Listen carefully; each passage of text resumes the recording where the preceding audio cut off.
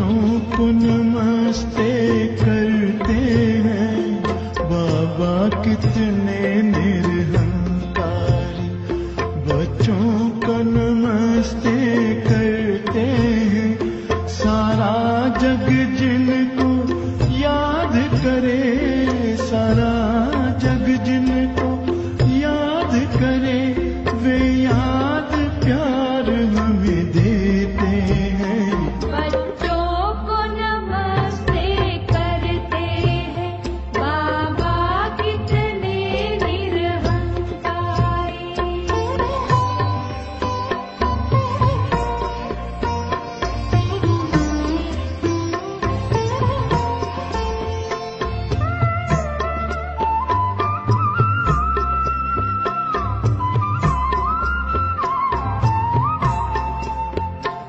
बाबा मेरे सबसे महान, संसार आपके हाथों में।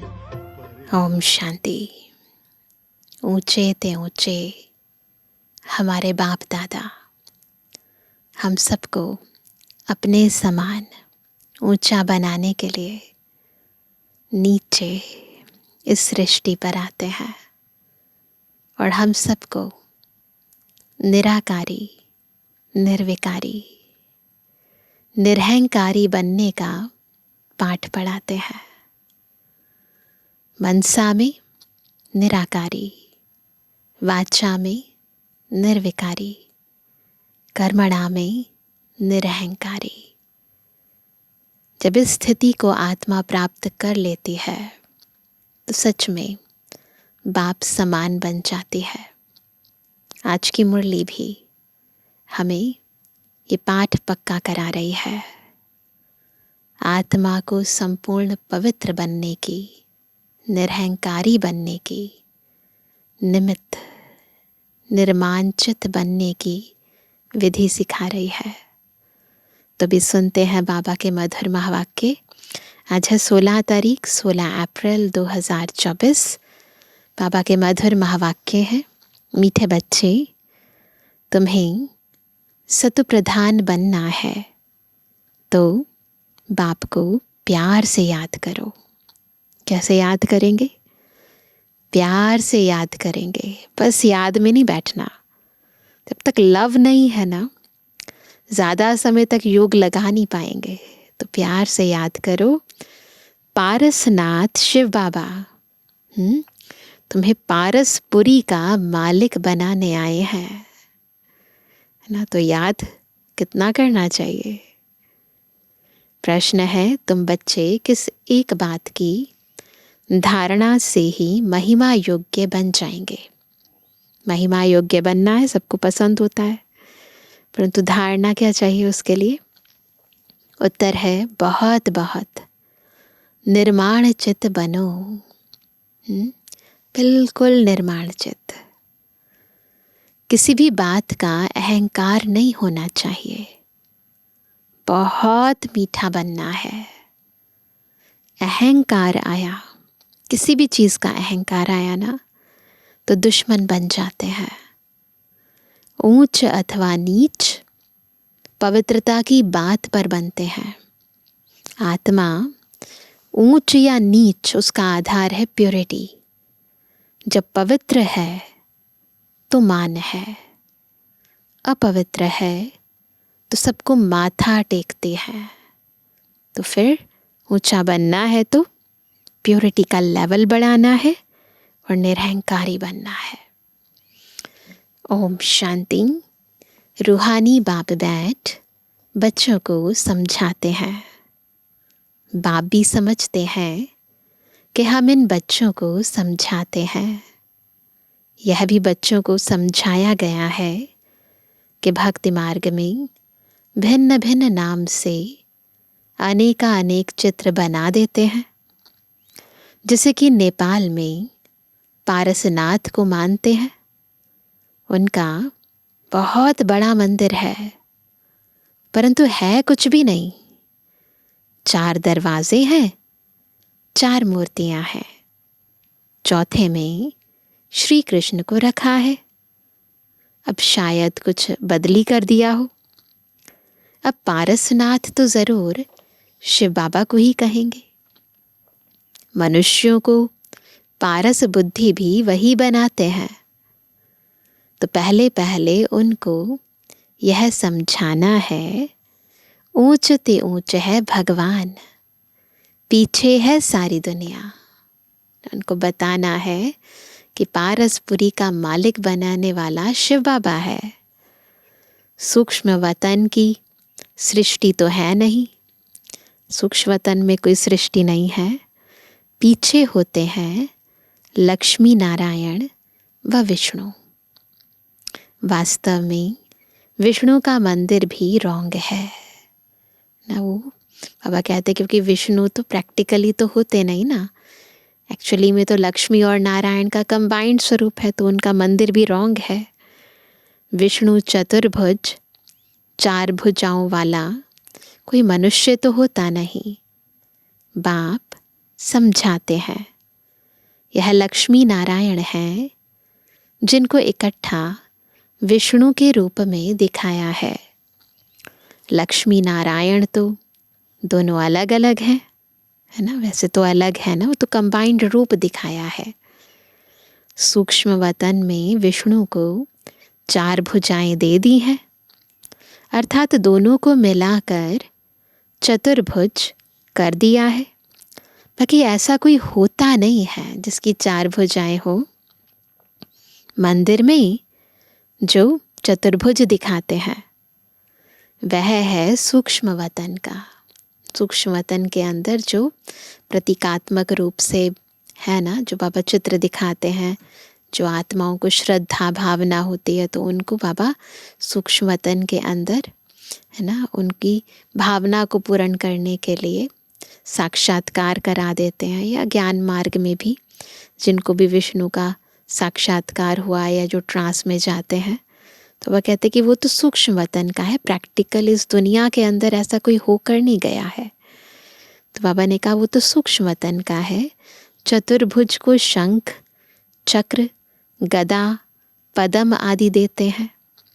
ऐसा कुछ है नहीं, ऐसा कोई नहीं होता जिनके हाथ में ये सदा हो, ऐसा कुछ है नहीं। चक्र भी तुम बच्चों को है।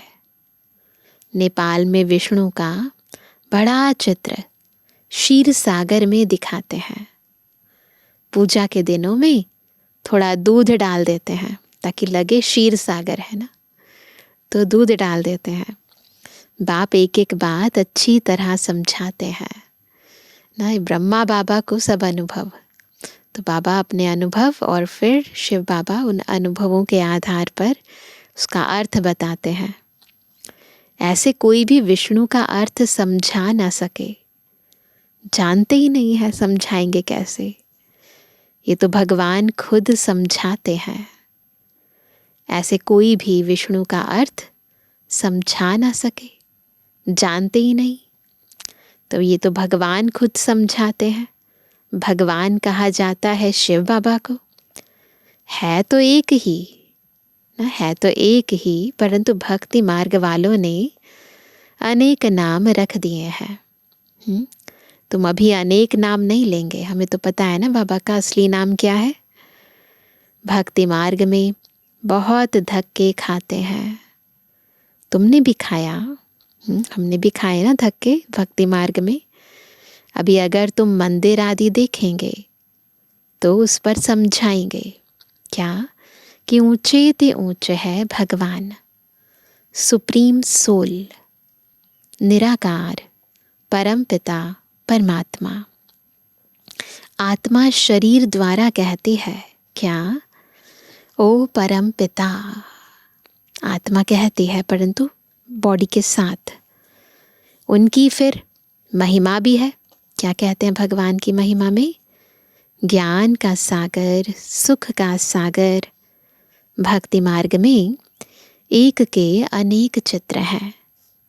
ज्ञान मार्ग में तो ज्ञान सागर एक ही है, वही पतित पावन सर्व के सद्गति दाता है।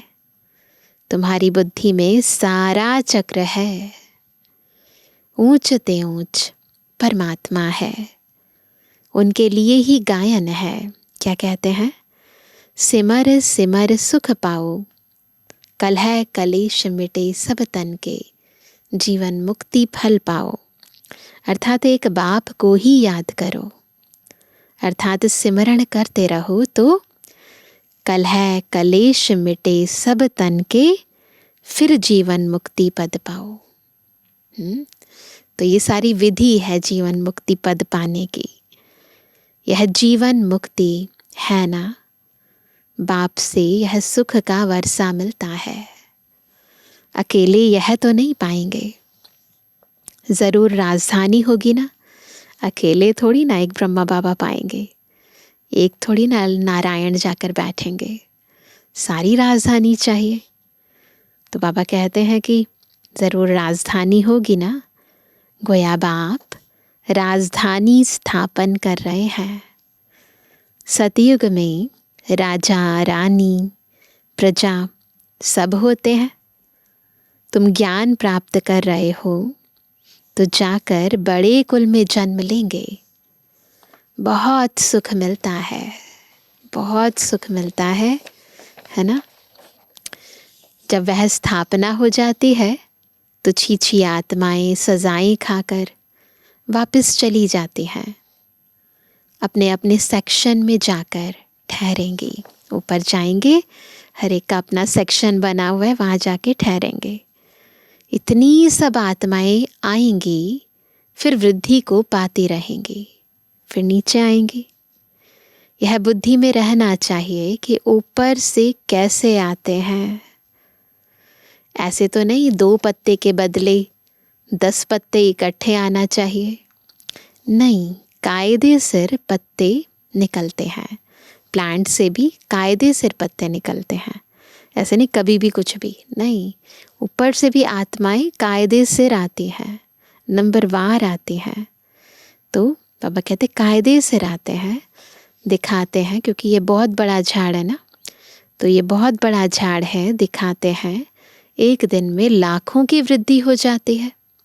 पॉपुलेशन बहुत स्पीड से बढ़ती है ना। पहले समझाना है, ऊंचते ऊंच है भगवान, पतित पावन, दुख हरता सुख करता भी वही है। जो भी पाठधारी दुखी होते हैं उन सब को आकर सुख देते हैं। दुख देने वाला है रावण। मनुष्यों को यह मालूम ही नहीं कि बाप आए हैं जो आकर समझे। पता ही नहीं है तो कैसे समझेंगे ना। बहुत तो समझते समझते फिर थिरक जाते हैं, फिसल जाते हैं ना। पारा जैसे थिरक जाता है, बाहर निकल जाते हैं। जैसे बाप बहुत अच्छा एग्जाम्पल दे रहे हैं। जैसे स्नान करते करते पाँव फिसल जाता है तो पानी अंदर घुस जाता है। बाबा तो अनुभवी है ना, हर बात का अनुभवी है बाबा। यह तो विषय सागर है ना, तो फिसल जाते हैं। अच्छे भले ज्ञान में चलते हैं, विषय सागर ऐसा फिसला देता है कि बस फिर चले जाते हैं। बाबा तुमको क्षीर सागर तरफ ले जाते हैं, परंतु माया रूपी ग्रहा अच्छे अच्छे महारथियों को भी हप कर लेती है। क्यों हप कर लेती है? कहीं ना कहीं हमारी कोई नींव कमज़ोर होती है। अगर सच में आत्मा ने परमात्मा को पहचाना है, यदि सच में आत्म अनुभूति हुई है, ईश्वरीय अनुभूति हुई है, तो वो अनुभूति कभी भी आत्मा को कहीं जाने नहीं देगी। लेकिन यदि आधार कमज़ोर है ना, तो फिसल जाते हैं। किसी व्यक्ति को देखकर आते हैं, किसी और चीज़ के आकर्षण में आते हैं, तो फिर फिसल जाने के बहुत खतरा होता है। तो इसीलिए बाबा हमेशा कहते हैं कि अनुभव की अथॉरिटी बनो। जब तक अंदर आत्मा को अनुभूति नहीं हो जाती ना, ईश्वरीय अनुभूति, तब तक पक्की नहीं बनती। तो बाबा कहते हैं कि अच्छे अच्छे महारथियों को भी हप कर लेती है।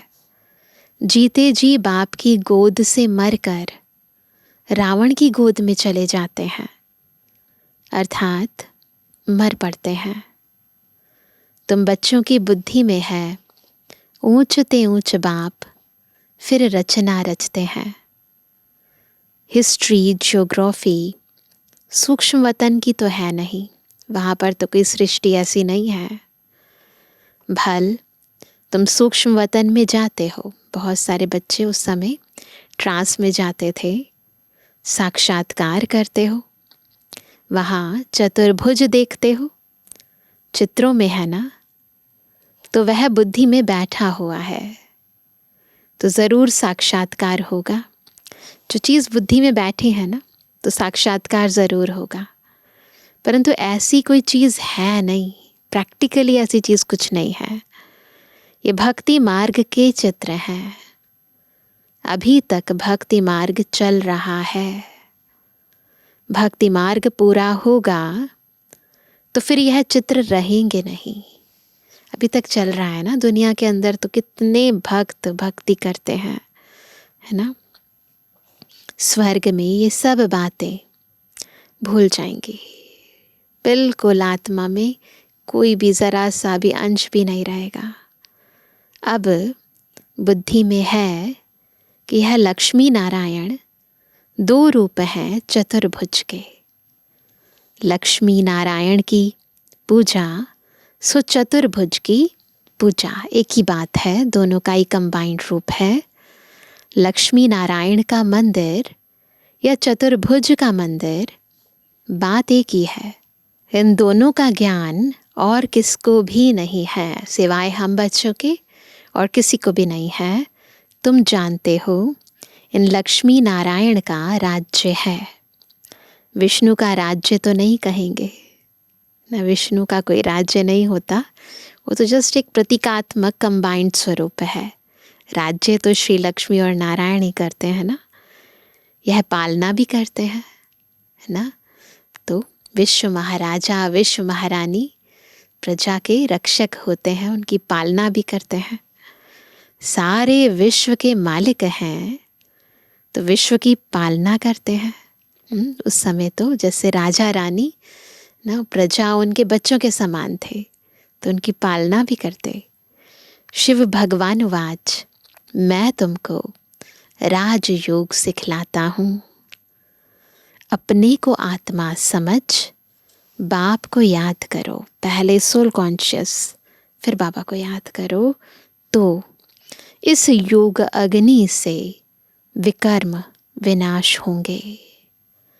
डिटेल में समझाना पड़े, बोलो यह भी है गीता। सिर्फ गीता में श्री कृष्ण का नाम डाल दिया है, यह तो रॉन्ग है, सबकी ग्लानि करती है। इसलिए भारत तमो प्रधान बन पड़ा है। अब है कलयुगी दुनिया का अंत। इनको कहा जाता है तमो प्रधान आयरन एज। जो सत्य प्रधान थे उन्होंने ही 84 जन्म लिए हैं। जन्म मरण में तो ज़रूर आना है। जब पूरे 84 जन्म लेते हैं तब फिर बाप को आना पड़ता है पहले नंबर में। एक की बात नहीं है, एक की बात नहीं है। सब आत्माओं को फिर दोबारा साइकिल में आना पड़ता है। 1 2 3 अलग अलग जन्म लेने पड़ते हैं। एक की बात नहीं है। इनकी तो सारी राजधानी थी ना, फिर ज़रूर होनी है। पहले भी राजधानी थी, ड्रामा रिपीट हो रहा है तो फिर ज़रूर होनी चाहिए। बाप सबके लिए कहते हैं, केवल एक ब्रह्मा बाबा के लिए नहीं, सबके लिए कहते हैं अपने को आत्मा समझो, बाप को याद करो, तो योग अग्नि से पाप कट जाएंगे। काम चिता पर बैठ सब सांवरे हो गए हैं। आत्मा काम चिता पर बैठकर काली हो गई, सांवरी हो गई। अब सांवरे से गोरा कैसे बने? सो तो बाप ही सिखलाते हैं, है ना। ज्ञान चिता पर कैसे बैठना है, योग अग्नि से कैसे पावन बनना है, ये विधि बाबा सिखाते हैं। श्री कृष्ण की आत्मा ज़रूर भिन्न भिन्न नाम रूप लेकर आती होगी चक्र के अंदर। जो लक्ष्मी नारायण थे उनको ही 84 जन्मों के बाद फिर वह बनना है। As it is drama repeat होना है।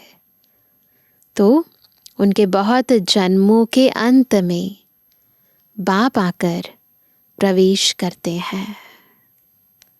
फिर वह सतु प्रधान विश्व के मालिक बनते हैं। तुम्हारे में पारसनाथ को पूजते हैं, शिव को भी पूजते हैं। ज़रूर उन्हों को शिव ने ही ऐसा पारसनाथ बनाया होगा जो दिखाते हैं पारसनाथ का मंदिर, है ना। विष्णु चतुर्भुज क्षीर सागर में, है ना, सोए हुए हैं। तो ये जो चित्र दिखाते हैं, परंतु विष्णु को यानी लक्ष्मी नारायण को ऐसा किसने बनाया? शिव बाबा ने बनाया। तो इसीलिए बाबा कहते हैं तो ज़रूर उन्हों को शिव बाबा ने ही पारसनाथ बनाया होगा। टीचर तो चाहिए ना, वह है ज्ञान सागर। अब सतु प्रधान पारसनाथ बनना है तो क्या करना है? तो बाप को बहुत प्यार से याद करो। वही सबके दुख हरने वाला है। बाप तो सुख देने वाला है। यह है कांटों का जंगल। ये दुनिया कांटों का जंगल है। बाप आए हैं फूलों का बगीचा बनाने। बाप अपना परिचय देते हैं। मैं इस साधारण बूढ़े तन में प्रवेश करता हूँ। जो अपने जन्मों को नहीं जानते हैं, भगवान आज मैं तुमको राजयोग सिखलाता हूँ। यह ईश्वरीय यूनिवर्सिटी ठहरी। सिखला रहे हैं, पढ़ा रहे हैं। कहाँ? यूनिवर्सिटी में। पढ़ाई तो यूनिवर्सिटी में होगी ना। तो ये है ईश्वरीय यूनिवर्सिटी। एम ऑब्जेक्ट है राजा रानी बनने की, तो ज़रूर प्रजा भी बनेगी, है ना। मनुष्य योग बहुत करते हैं, अब तो बहुत ज़्यादा करते हैं। निवृत्ति मार्ग वाले तो अनेक हठ योग करते हैं, है ना। योग भी तो वैरायटी है ना। हठ योग अलग है, फिर ये राजयोग अलग है। अनेक प्रकार के योग हैं। वह राजयोग सिखला न सके। बाप का है ही एक प्रकार का योग, राजयोग। सिर्फ कहते हैं क्या करना है, सिंपल। अपने को आत्मा समझकर मुझ बाप को याद करो। 84 जन्म पूरे हुए, अब वापस घर जाना है। अब पावन बनना है। एक बाप को याद करो, बाकी सबको छोड़ो। भक्ति मार्ग में तुम गाते थे कि आप आएंगे तो हम एक संग जोड़ेंगे। तो ज़रूर उनसे वर्षा मिला था ना। आधा कल्प है स्वर्ग, फिर है नर्क। रावण राज्य शुरू होता है, ऐसे ऐसे समझाना है। सारा सृष्टि चक्र और उसमें होने वाले सब परिवर्तन यथार्थ समझाने हैं। अपने को देह न समझो। आत्मा अविनाशी है। आत्मा में ही सारा पाठ नोंधा हुआ है। सारा पाठ आत्मा में ही फिक्स है जो तुम बजाते हो। अब शिव बाबा को याद करो तो बेड़ा पार हो जाएगा। सन्यासी पवित्र बनते हैं तो उनका कितना मान होता है। सब माथा झुकाते हैं। पवित्रता की बात पर ही ऊंच नीच बनते हैं। देवताएं हैं बिल्कुल ऊंच। सन्यासी फिर एक जन्म पवित्र बनते हैं, फिर दूसरा जन्म तो विकार से ही लेते हैं, है ना। सन्यासी भले उस जन्म के अंदर प्योरिटी की धारणा को अपनाते हैं, परंतु फिर जन्म जो नेक्स्ट मिलेगा वो तो विकार से ही होगा ना। देवताएं होते ही हैं सतयुग में। उनका तन और मन, आत्मा और शरीर दोनों पावन होते हैं। अब तुम पढ़ते हो, फिर पढ़ाते भी हो। कोई पढ़ते हैं लेकिन दूसरों को समझा नहीं सकते हैं। क्यों नहीं समझा सकते? क्योंकि धारणा नहीं होती है। बाबा कहेंगे तुम्हारी तकदीर में नहीं है तो बाप क्या करे? तदबीर करनी पड़ती है ना, तकदीर बनानी है तो। बाप यदि सबको आशीर्वाद बैठ करे तो सब स्कॉलरशिप ले लेवे, फिर नंबर 2 तो कोई आए ही नहीं, सब फन आ जाए।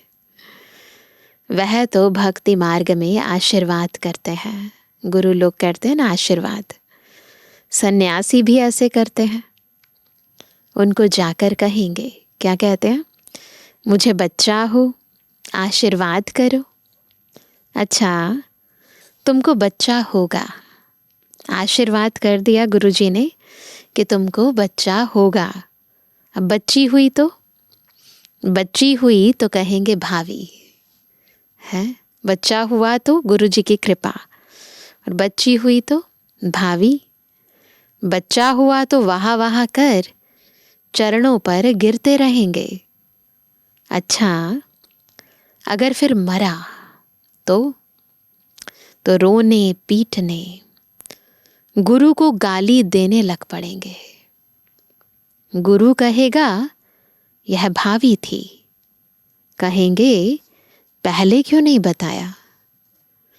कोई मरे हुए से जिंदा हो जाता है तो यह भी भावी ही कहेंगे, ड्रामा की भावी है।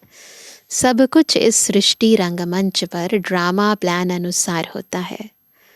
इसीलिए कोई भी चीज़ कृपा से, आशीर्वाद से नहीं होती है।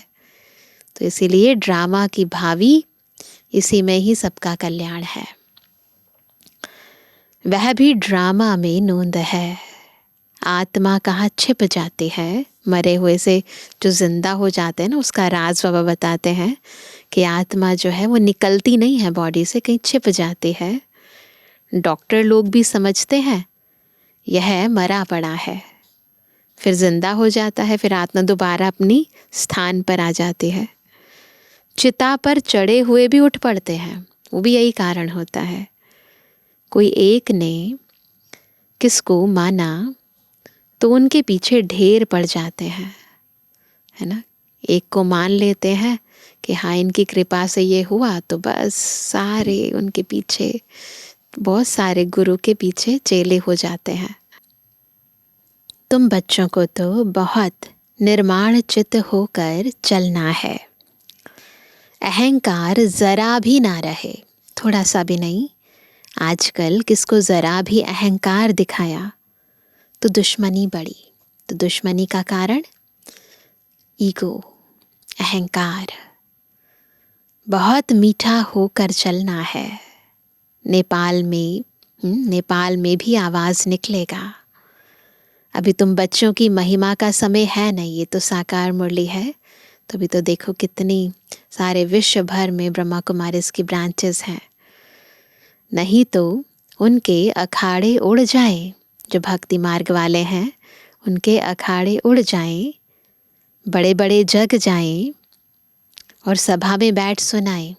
जिन लोगों को सारी दुनिया मानती है वो जग जाएं और वो सभा में बैठकर सुनाएं, तो उनके पिछाड़ी ढेर आ जाए, उनके पीछे पीछे फिर बहुत सारे बाबा के बच्चे बन जाए।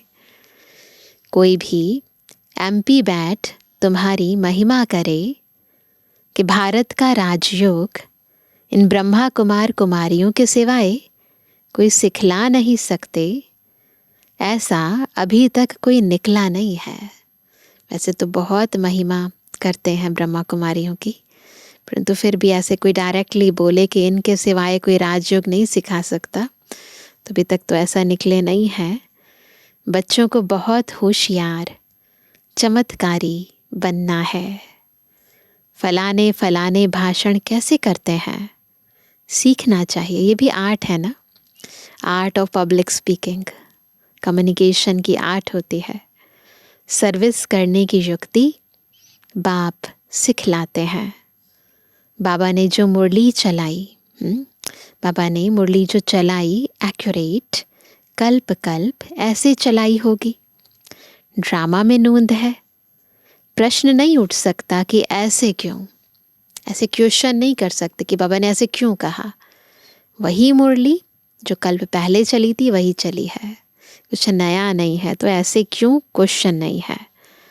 ड्रामा अनुसार जो समझाना था वह समझाया, समझाता रहता हूँ। बाकी लोग तो अथाह प्रश्न करेंगे। क्वेश्चन थोड़ी ना खत्म होते हैं। आत्माओं की जिज्ञासा और ना कोई भी चीज़ लीक से हटकर होती है तो उसके बारे में तो बहुत सारे क्वेश्चन उठ जाते हैं। बोलो, पहले मन मना भव हो जाओ। पहले मन बुद्धि से बाबा को याद करो। बाप को जानने से तुम सब कुछ जान जाएंगे। अच्छा, मीठे मीठे के लिए जन्मानी बच्चों पे जुर्मानी बाप दादा का दिल जान सको प्रेम से नंबरवार प्रसाद अंसार यादगार और बुद्धवानी। रूहानी बच्चों की रूहानी बाप दादा को गुड मॉर्निंग, नमस्ते नमस्ते नमस्ते बाबा। धारणा के लिए मुख्य सार पहला, सर्विस की युक्ति सीख कर बहुत बहुत होशियार और चमत्कारी बनना है। धारणा कर फिर दूसरों को करानी है। पढ़ाई से अपनी तकदीर आपे ही बनानी है, सेवा करनी है ना। दूसरा, किसी भी बात में ज़रा भी अहंकार नहीं दिखाना है। बहुत बहुत मीठा और निर्माण चित बनना है। माया आरोपी ग्राह से अपनी संभाल करनी है। वरदान है, बीती को श्रेष्ठ विधि से बीती कर। जो बीत गया सो बात गई, बीती को बीती कर दो, बिंदी लगा दो। यादगार स्वरूप बनाने वाले पास विद ऑनर भव। पास विद ऑनर बनने की विधि बाबा बता रहे हैं कि बीती को श्रेष्ठ विधि से बीती करके यादगार स्वरूप बनाएंगे तो पास विद ऑनर हो जाएंगे। पास्ट इज पास्ट तो होना ही है ना, पीछे रह ही जाएगा ना। जो चीज़ बीत गई वो तो बीत जाएगी ही प्रैक्टिकली।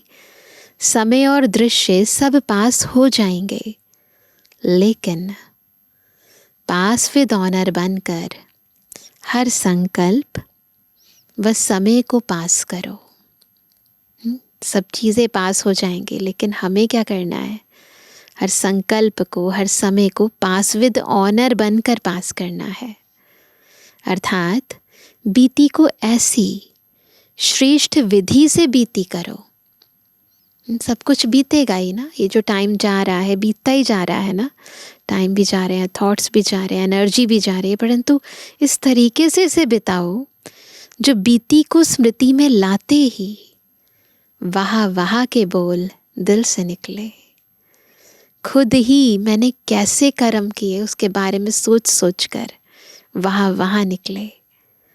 अन्य आत्माएं आपकी बीती हुई स्टोरी से पाठ पढ़ें। आपकी बीती यादगार स्वरूप बन जाए तो कीर्तन अर्थात कीर्ति गाते रहेंगे। देखो बाबा हमें जीवन जीने की, अपने समय को, संकल्प को, श्वास को सफल करने की, हमें भविष्य प्रारब्ध बनाने की कितनी सहज विधि बताते हैं, जो जन्म जन्मांतर हमारी कीर्ति गायन होती रहे ना। स्लोगन है, स्व कल्याण का श्रेष्ठ प्लान बनाओ ना। स्व कल्याण का, बाकी दुनिया में सेवा के बहुत प्लान बनाते हैं, पर खुद के कल्याण का श्रेष्ठ प्लान बनाओ, तब विश्व सेवा में सकाश मिलेगी। खुद पावरफुल हो जाएंगे ना, तो ऑटोमेटिकली हम जो भी संकल्प करेंगे ना, किसी भी आत्मा को शुभ भावना देंगे, शुभकामना देंगे, शांति शक्ति के प्रकंपन फैलाएंगे ना, तो ऑटोमेटिकली उसको वो चीज़ मिलेगी। विश्व का कल्याण होगा, मनसा से भी, वाचा से भी, कर्मणा से भी। तो पहले खुद का कल्याण करेंगे। तो आज विशेष क्या करेंगे, बहुत अटेंशन से हर समय को, हर संकल्प को, हर शब्द को बिताएंगे, ताकि जो कुछ भी समय बीत रहा है, जो कुछ भी हम शब्द बोल रहे हैं, जो कुछ भी हम कर्म कर रहे हैं ना, थोड़े समय के बाद जब उसके बारे में सोचें तो पश्चाताप नहीं होना चाहिए। खुद ही अपने अंदर वाह वाह होनी चाहिए, डर नहीं होना चाहिए, है ना, ओहो हमने इतना टाइम वेस्ट कर दिया। घबराहट नहीं होनी चाहिए, हमने क्या गवा दिया, क्या पाया है ना, वो अंदर गदगद होनी चाहिए आत्मा। तो बहुत ही ध्यान से अपने एक एक संकल्प को, श्वास को, समय को, है ना, एक एक बोल को सफल करेंगे और सारा दिन और आगे आने वाले दिनों में भी खुशी से अपने जीवन के अंदर अविनाशी कमाई करते रहेंगे। अच्छा, ओम शांति।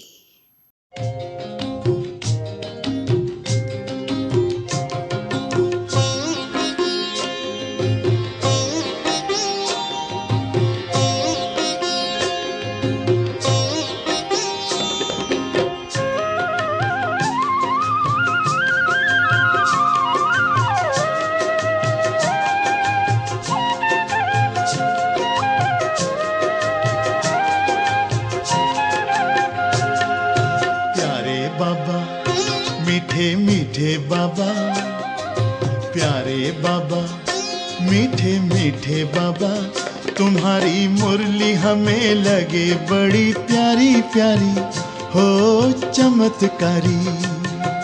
प्यारे बाबा, मीठे मीठे बाबा, प्यारे बाबा, मीठे मीठे बाबा, तुम्हारी मुरली हमें लगे बड़ी प्यारी प्यारी, चमत्कारी चमत्कारी चमत्कारी चमत्कारी।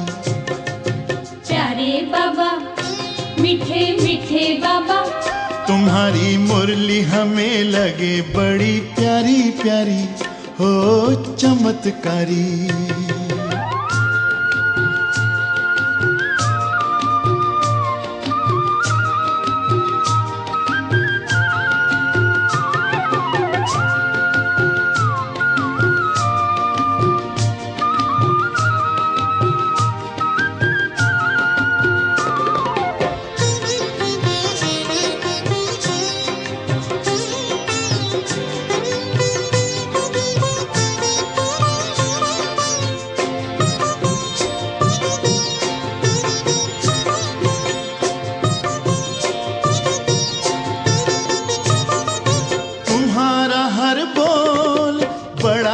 अनमोल तुम्हारी बानी है आसमानी, तुम्हारा हर बोल बड़ा है अनमोल, तुम्हारी बानी है आसमानी।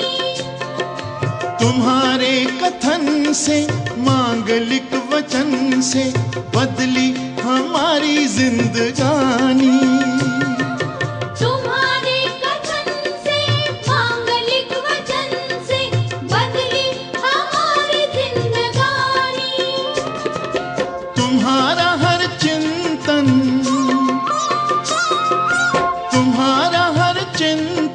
ज्ञान का विवेचन बड़ा है मंजुल मनोहारी, हो मनोहारी।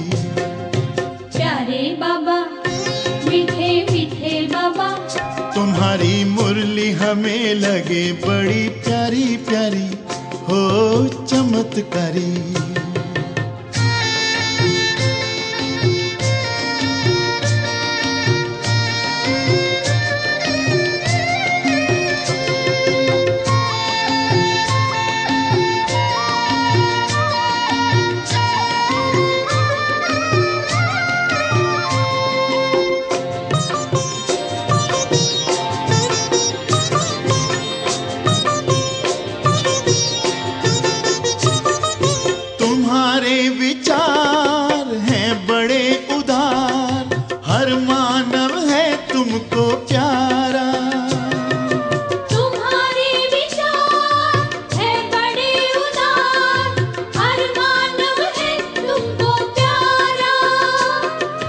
जगत के इंसान फिर बने महान, एक यही लक्ष्य है तुम्हारा। जगत के इंसान फिर बने महान, एक यही लक्ष्य है तुम्हारा। हे ज्ञान सागर, हे ज्ञान सागर, तुम पे जग निछावर, हम भी हैं तुम पर बलिहारी हो बलिहारी। प्यारे बाबा मीठे मीठे बाबा, तुम्हारी मुरली हमें लगे बड़ी प्यारी प्यारी हो चमत्कारी। प्यारे बाबा मीठे मीठे बाबा, तुम्हारी मुरली हमें लगे बड़ी प्यारी प्यारी हो चमत्कारी। प्यारे बाबा मीठे बाबा, प्यारे बाबा